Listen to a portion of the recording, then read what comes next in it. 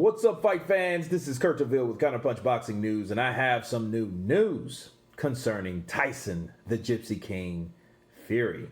Tyson Fury is patiently waiting for the next fight as he targets a unification bout with Anthony Joshua in 2021 with German Aget Kabayel, most likely candidate after Gypsy King's promoter rules out Dilly and Whyte.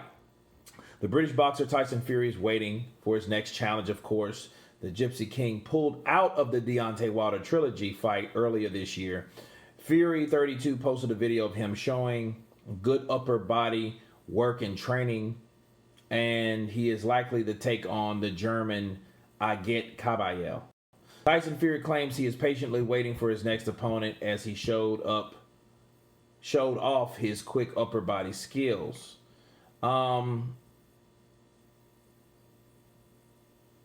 Now, this is strange. Now, this is what I don't understand. The Gypsy King recently pulled out of a trilogy fight with Deontay Wilder after he beat the American in February of this year in a rematch. The 32-year-old is widely expected to take on Anthony Joshua in 2021.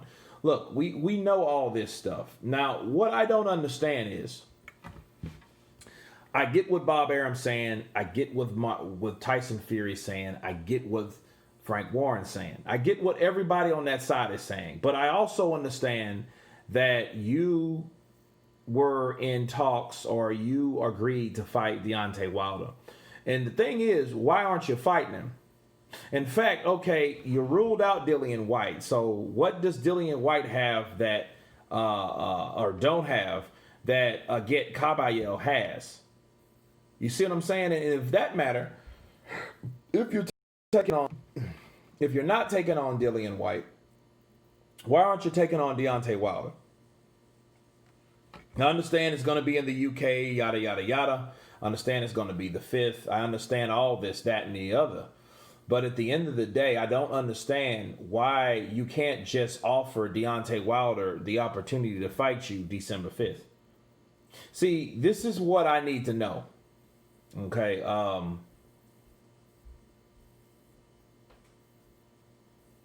okay, see, the problem with this is Tyson Fury could decide, or he could offer to fight Deontay Wilder.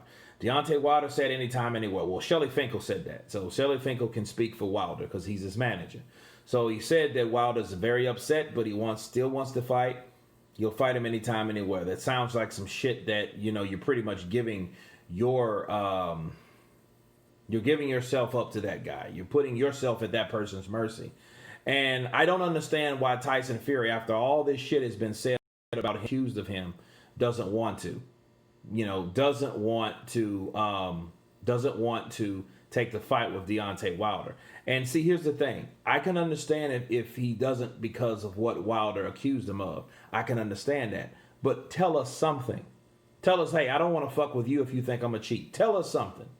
But don't say, hey, I'm patiently waiting for Aget Kabayel, because the last I knew, Frank Warren had sent him a 24-hour contract. Okay? And he had 24 hours to sign it. If not, they're moving on. Okay? Well, why don't you consider this? Why don't you take on Deontay Wilder once and for all, or Dilly and Whyte? Both opponents would be worthy. Okay, and that both of those fights can be made. Eddie Hearn has already said that. But see, the question you ask yourself, why is Dilly and Whyte ruled out?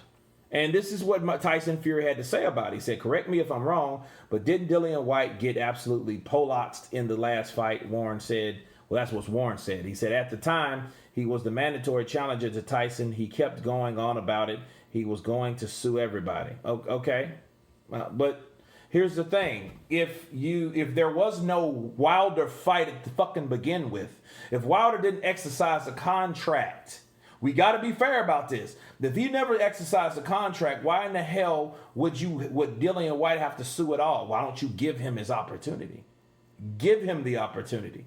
If you felt, and like Tyson Fury said, he deserved it. And this is all what Frank Warren said. Oh, well, correct me if I'm wrong, but didn't Dilly and Whyte get poleaxed? Absolutely.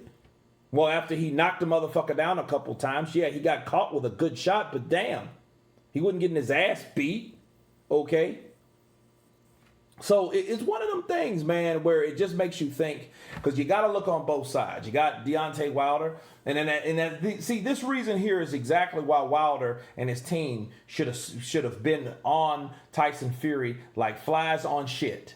This is the reason why. See, something tells me, oh, I'm patiently waiting. You ain't. That tells me that 24-hour deadline, you might go on to another fucking gimme fight.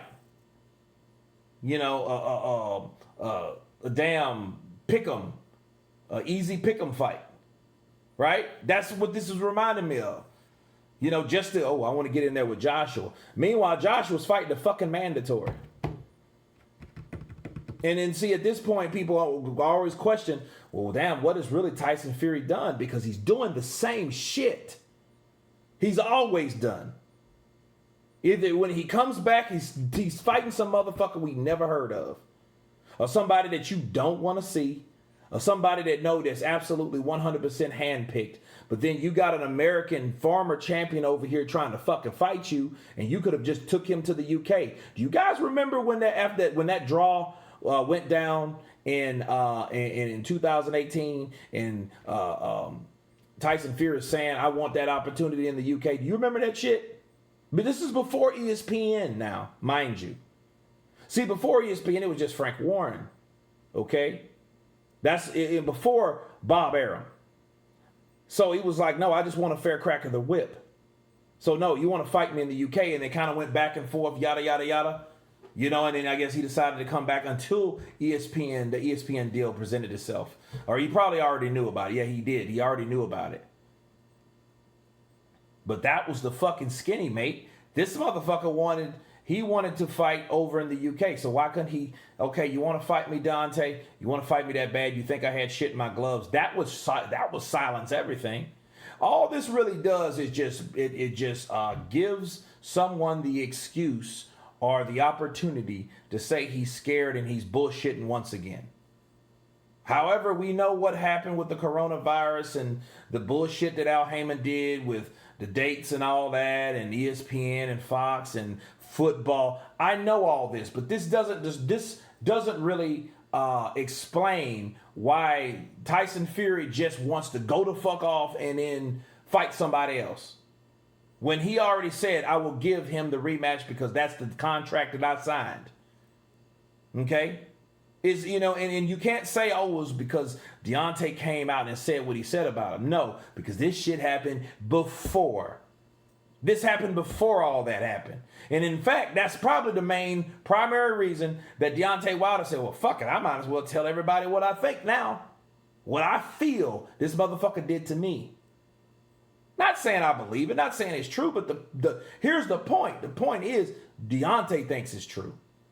So you need to convince this man that, hey, you ain't a cheating bastard. You didn't do nothing wrong in that fight, and you beat him fair and square, because it's enough people that's saying they don't believe you. And when you run, it don't make you suspect. It makes you seem shady. It does. It makes Tyson Fury seem like, well, you're doing everything else or considering everyone else except the fighter that you primarily plan to fight. And the big fucking question is, why? Why, Tyson? Like, if that's what you wanted to do, you were so hard up to whoop him and beat him again, and you didn't want to pay him step-aside money. So why all of a sudden now you don't want to fight him and you're looking at every fucking body else? I've moved on. Why? You signed the contract with the cocksucker. That's what you did. You know what I mean? That's what the fuck you did. You signed the contract with him, so you give that man the opportunity that he deserves. You know, so all this saying and he's making excuses why he shouldn't fight Dilly and Whyte because this, that, and the other, and they're trying to blow that down and make that less than what it is. But at the same time, you're fucking fighting a Get Caballero. Why? Because he is less of a risk? Nobody's really going to look at that. People are going to look at you doing the same shit you've always done. Counterpunch. Now, if he was just, hey, let me go ahead, give Deontay Wilder his fight, I would have no problem with Tyson Fury. But when he's not doing this makes you wonder, why isn't he? And that's my counterpunch on that. You guys tell me what you think about Tyson Fury patiently waiting for a fight with who the fuck ever, of course, please subscribe. And before I forget, there's a good friend of mine that's an actor, and his name is Rishi Dokia, and he's an upcoming British actor, and he wanted me to give him a shout out. So here's a shout out to Rishi. Thank you for supporting me, and I support you back. But anyway, you guys hit that like button. Of course, please subscribe, and you all been Counterpunch. Peace.